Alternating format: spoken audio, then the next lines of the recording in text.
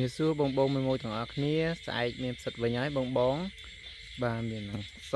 មាននឹងខ្មៅបងប្អូនអាចកំងទៅទលក់បានស្អែកនេះបាទនេះខ្មៅយើងល្អបងប្អូនអើយនេះបាទហើយ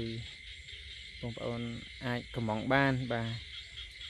បងបងមួយកំងលក់ស្អែកកំងដាក់កម្មវិធីស្អែកក៏បានបាទម្លោះនេះក៏មានចេញហើយនេះក៏មានចេញដែរបងប្អូនបាទអីយ៉ាមកបាទនេះអញ្ចឹងបងប្អូនអាចកំងបានហើយខ្ញុំមានទទួលធ្វើកញ្ចប់លក់ជូនបងប្អូនដែរបាទហើយអានេះដោយសារតែតម្រូវការច្រើនខ្ញុំក៏កាត់មកកញ្ចប់ដើម្បីបញ្ចេញវាឲ្យលឿនដើម្បីតន់មួយកំងបាទព្រោះថ្ងៃនេះថ្ងៃទី